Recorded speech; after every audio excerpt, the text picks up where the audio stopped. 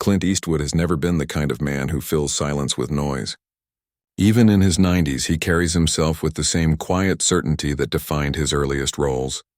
Not because he's aloof, but because he's learned over decades that most things worth saying don't need to be shouted. People often mistake his calm for coldness, his stillness for disinterest. But those who've worked with him know better. There's warmth in the way he listens, a kind of focused attention that makes you feel like the only person in the room. That's part of why even now he shows up, not for the cameras, not for the applause, but because he respects the work, the people who love it, and the simple act of showing up when you say you will.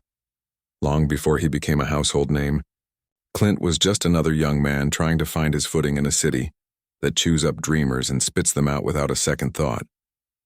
He took odd jobs, delivering newspapers, digging swimming pools, working as a lifeguard, anything to keep food on the table while he waited for a break that seemed increasingly unlikely. When he finally got his shot in Hollywood, it wasn't glamorous. He was signed to a studio contract that paid barely enough to get by, and he spent years playing forgettable roles in forgettable westerns.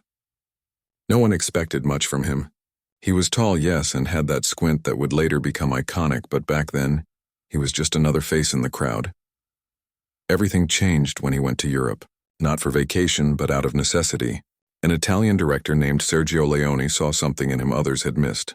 A rawness, a quiet intensity that didn't need dialogue to land. The films they made together were gritty, violent, and unlike anything American audiences had seen. Critics called them crude at first, but the public loved them. Suddenly, Clint wasn't just another actor. He was the man with no name, a figure carved from dust and silence who spoke with his eyes and his gun. It wasn't just fame that followed. It was a new kind of storytelling, one that trusted the audience to read between the lines. But Clint never let the fame change his rhythm. Even at the height of his stardom, he lived simply. He drove his own car, fixed his own fence, and preferred a quiet dinner with friends over red carpets and flashing bulbs. When he turned to directing, it wasn't for ego. It was because he had stories he wanted to tell his way without studio interference or focus groups. He believed in efficiency and preparation, in getting it right the first time. On set, he rarely raised his voice. He didn't need to. His presence alone commanded respect. Crew members would say that when Clint walked onto the set, the air changed, not because he demanded it, but because everyone knew they were in the company of someone who'd earned every bit of his place. Now, decades later, he's still working. Not because he has to, but because he wants to. While others his age have long since retired to golf courses or memoirs, Clint is on set before sunrise, reviewing shots, adjusting lighting, listening to actors. He doesn't talk much about legacy. He'd rather talk about the scene they're shooting that day, the weather, or whether the coffee's too bitter. There's a humility to him that surprises people who only know the tough guy image. He'll crack a dry joke, offer a firm handshake, and remember your name the next time you meet, even if it's been years. Which brings us to that afternoon in late spring, when he agreed to sit for a press interview ahead of his latest film. It wasn't a grand event, just a small room in a downtown hotel, a few chairs arranged in a loose circle, a handful of journalists from different outlets. The air smelled faintly of coffee and printer ink. Outside, the city buzzed as usual, oblivious to the fact that one of cinema's most enduring figures was about to walk through the door. When he arrived, he didn't make an entrance. No entourage, no publicist hovering nearby. Just Clint, in a well-worn button-down and slacks, carrying a leather satchel that looked like it had seen more than a few cross-country trips. He greeted everyone by name, shook hands without rushing, and settled into his chair like he was visiting an old friend's living room. The interview began casually. Questions about the new film, his approach to directing at his age, what still excites him about storytelling. He answered thoughtfully, often with that half-smile that suggests he's seen it all but still finds joy in the details. The room felt easy, relaxed. You could tell the journalists were trying not to gush, but there was a clear respect in their tone. This wasn't just another celebrity promo stop. This was a chance to speak with someone who'd shaped the language of modern cinema. And then came the shift. It started subtly, a slight change in posture from one of the younger reporters, a tightening around the eyes. The previous questions had been warm, curious. This one wasn't. It came wrapped in a tone that tried to sound neutral but carried an edge, a hint of condescension. The reporter leaned forward, voice just a little too crisp, and asked something that landed like a stone in still water. The question itself wasn't shouted or dramatic, but it carried an assumption that Clint was past his prime, that his best work was behind him, that he was clinging to relevance in a world that had moved on. It wasn't just rude, it was dismissive. And in that moment, the room seemed to hold its breath. Clint didn't react immediately. He didn't scowl or cut the interview short. He just sat there, hands resting lightly on his knees, eyes steady. You could almost see the gears turning, not in anger but in assessment.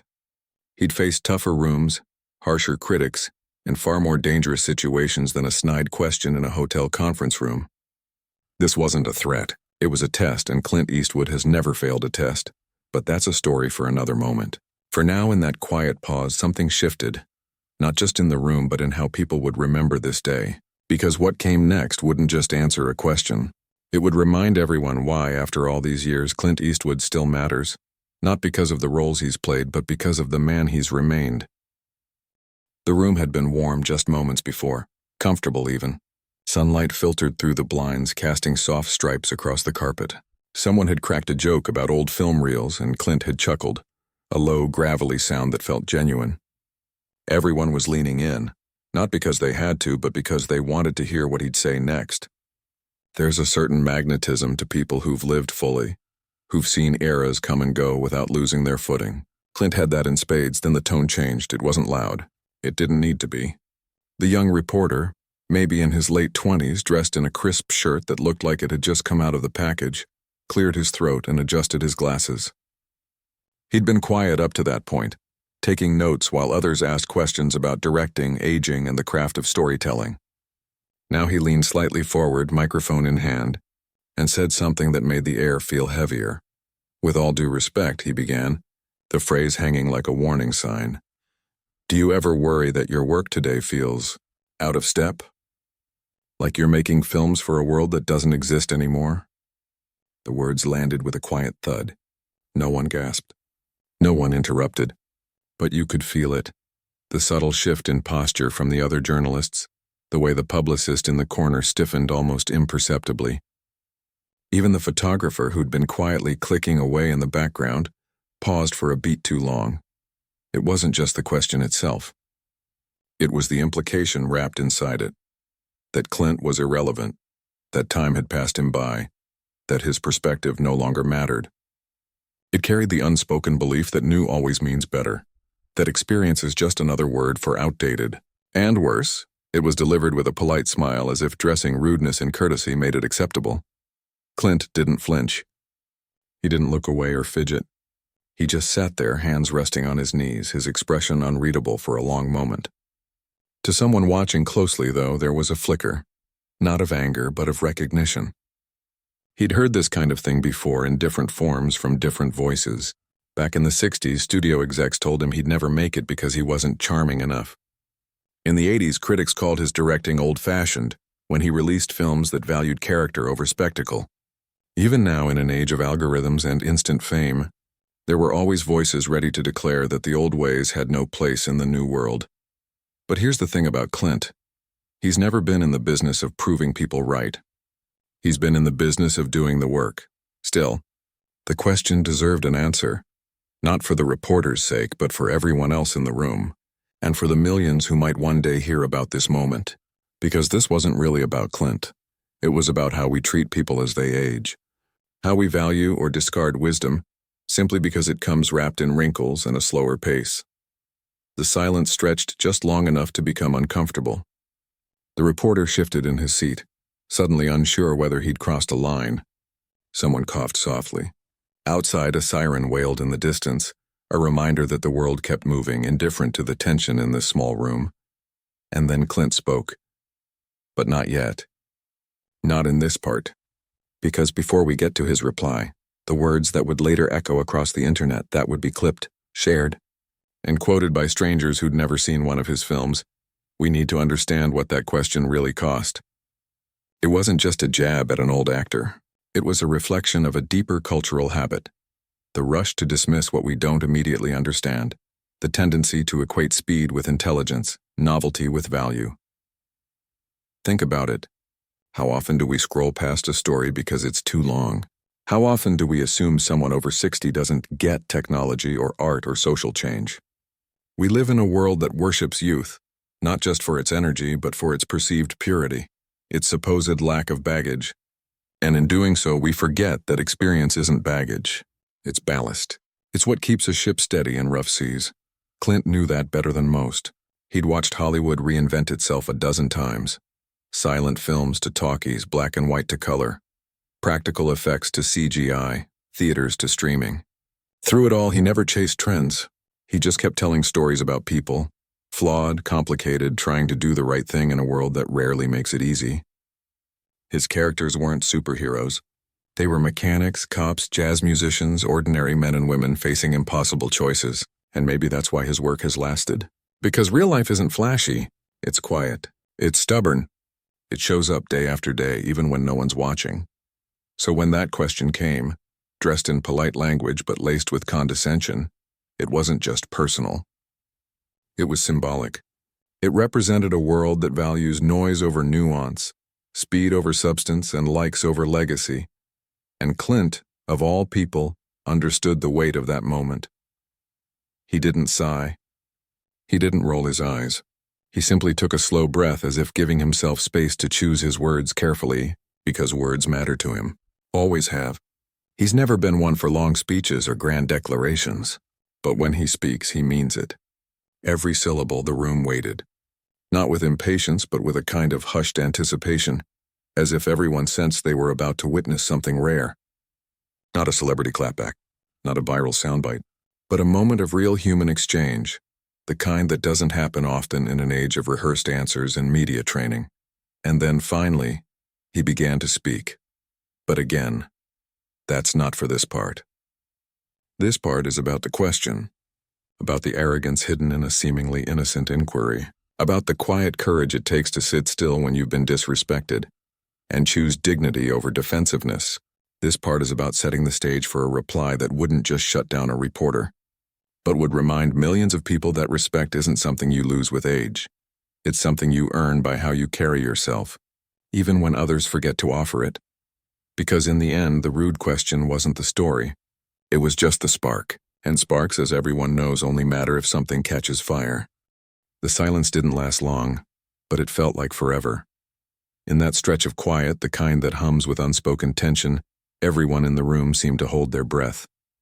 The young reporter sat just a little straighter, fingers tightening around his pen.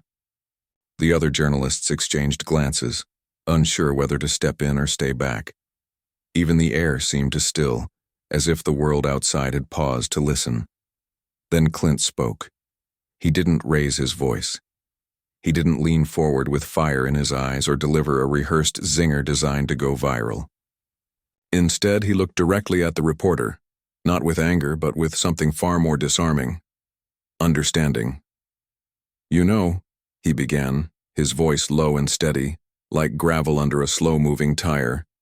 "I've been asked that kind of question before. Not always in those words, but the feeling behind it's the same. Like time's a wall, and once you're on the other side, you can't see what's happening anymore." He paused, just for a beat, letting the words settle. Then he smiled.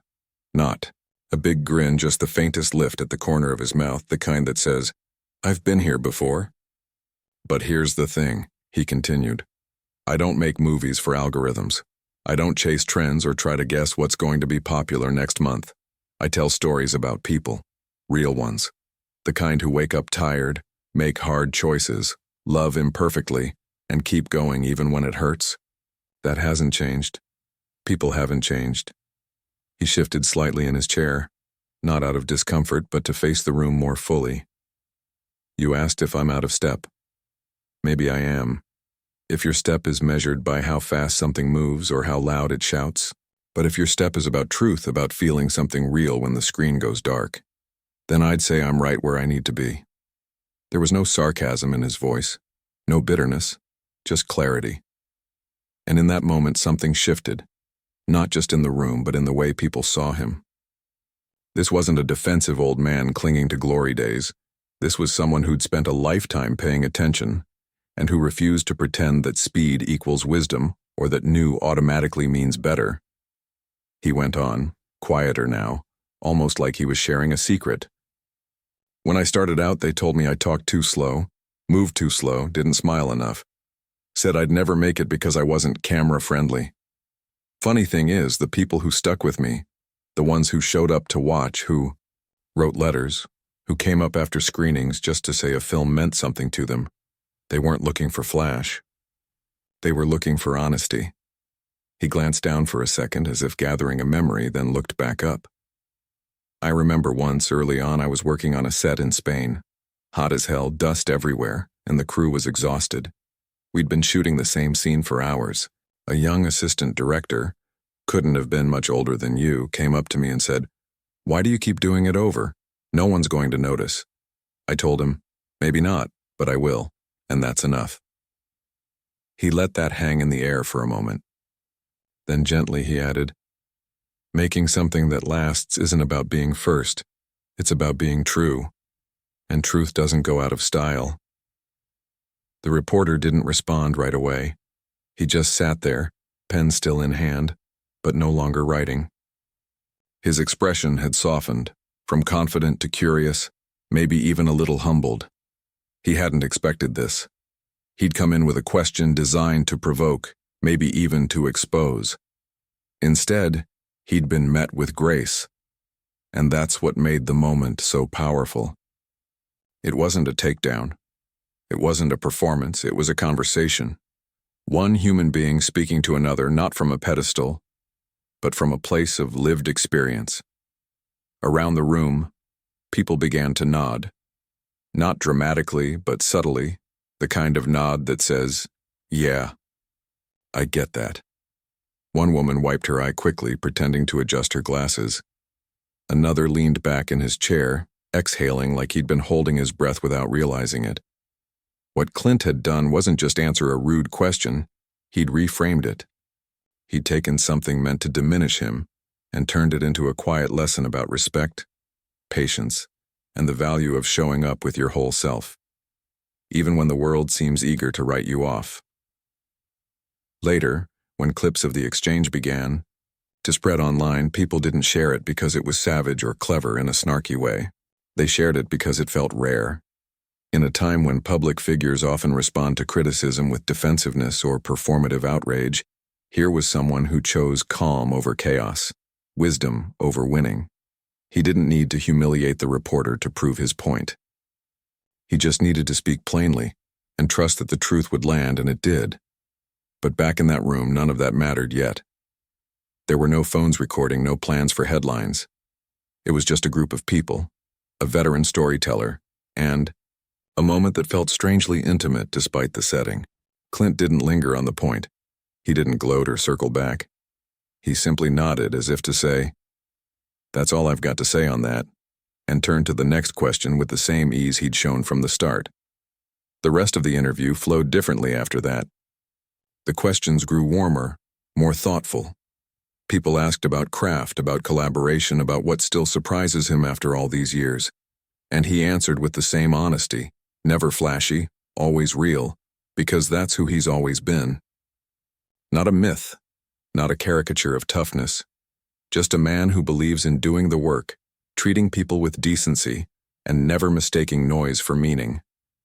And in that quiet hotel room, on an ordinary afternoon, he reminded everyone present, and, later, millions more, that sometimes the most powerful thing you can do when someone doubts you is to respond with kindness, clarity, and the quiet confidence of someone who knows exactly who he is. By the time Clint left the hotel that afternoon, the sun was lower in the sky, casting long shadows across the sidewalk. He climbed into his car without fanfare, waved once to the small group that had gathered near the entrance. Not fans, just curious onlookers, and drove off like any other retiree heading home after a long day. He didn't check his phone. He didn't scroll through headlines. He probably didn't even think much about the interview anymore. For him, it was done. He'd answered the questions, shared what he could, and now it was time to move on to the next thing.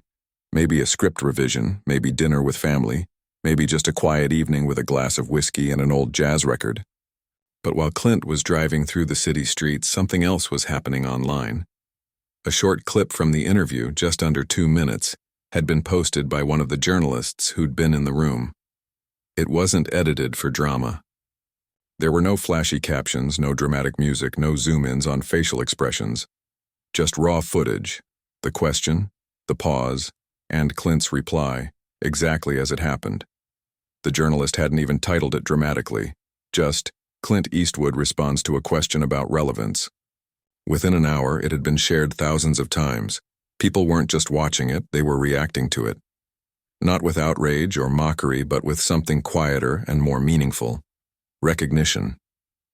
Comments started pouring in from all kinds of people. Teachers, nurses, mechanics, artists, veterans, grandparents. One wrote, "My dad's 82 and still fixes radios better than anyone I know. This reminded me to stop rushing him." Another said, "We act like wisdom expires at 60. It doesn't. It deepens." A young filmmaker posted, "I've been so obsessed with being current, I forgot why I started making films in the first place. Thank you for this." What struck people wasn't just Clint's words, it was his tone. In a world where every disagreement turns into a shouting match, where public figures often respond to criticism with defensiveness or performative anger, here was someone who chose calm. He didn't attack. He didn't mock. He simply spoke from experience with honesty and zero pretense.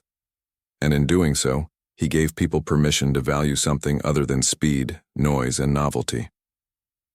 The clip spread beyond film circles. It showed up in parenting groups where people talked about how they speak to their aging parents. It appeared in workplace chats where teams discussed how experience is often undervalued in favor of fresh perspectives. Even schools started using it in media literacy classes, not to teach about cinema, but to show how dignity sounds when it speaks. Strangest of all, the reporter who'd asked the question didn't disappear in shame. A few days later, he posted a short note on his own social feed. No excuses, no over-explaining. Just, "I asked a question I thought was sharp. What I got back was a lesson in humility." Grateful for it, he didn't tag Clint.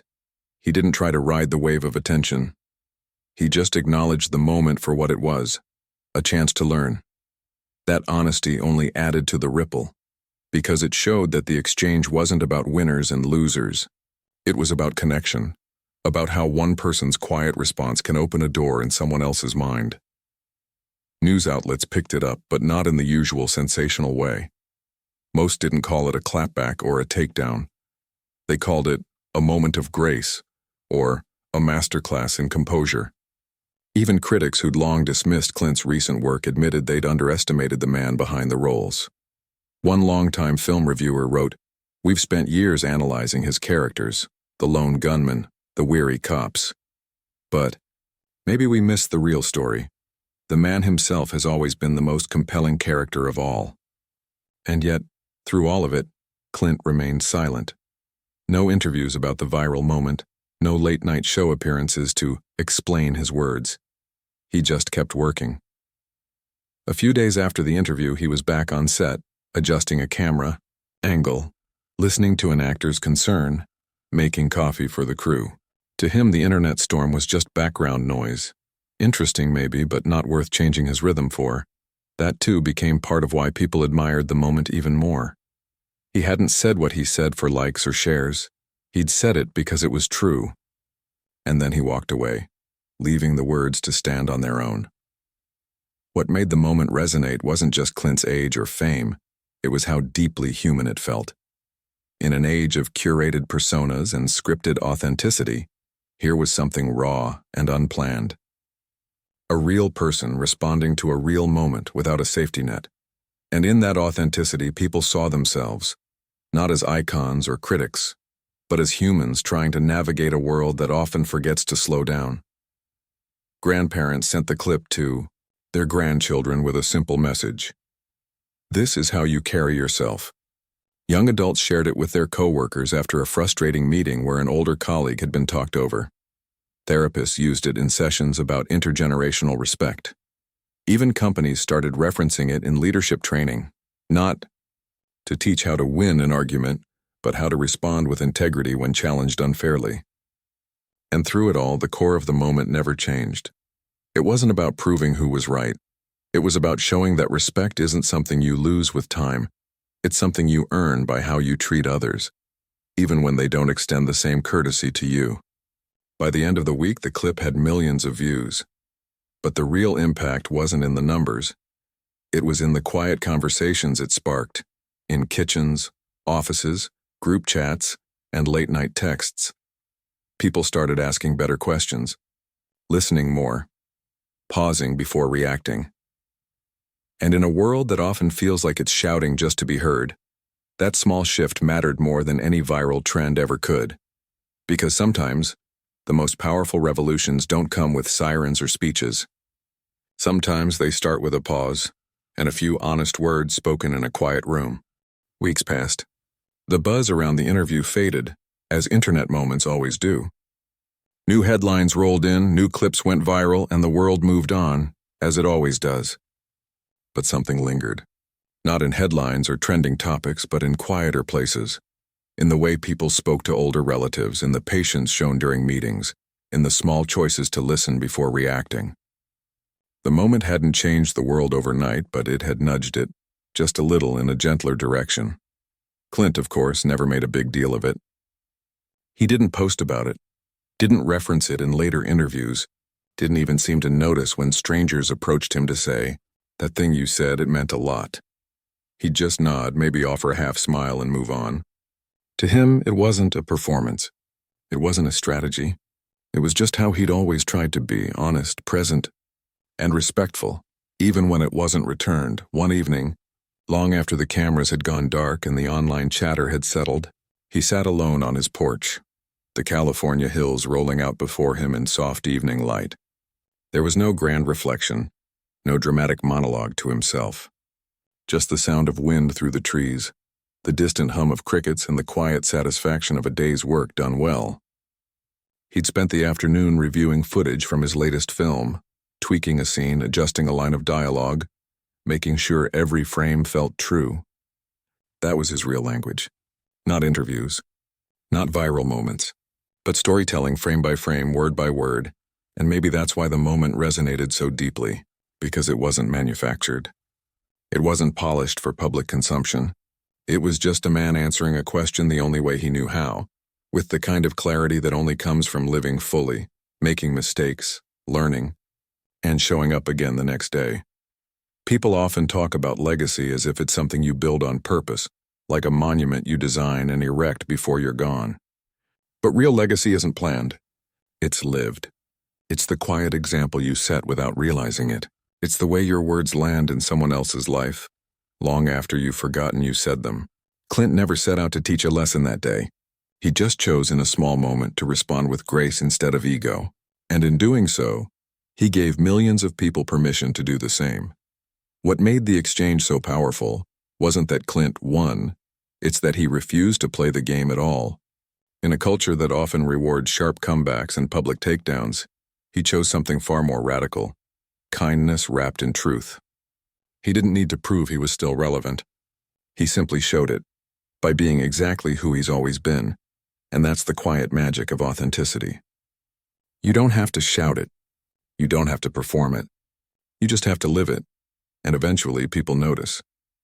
The story of that interview wasn't really about age or fame or even filmmaking.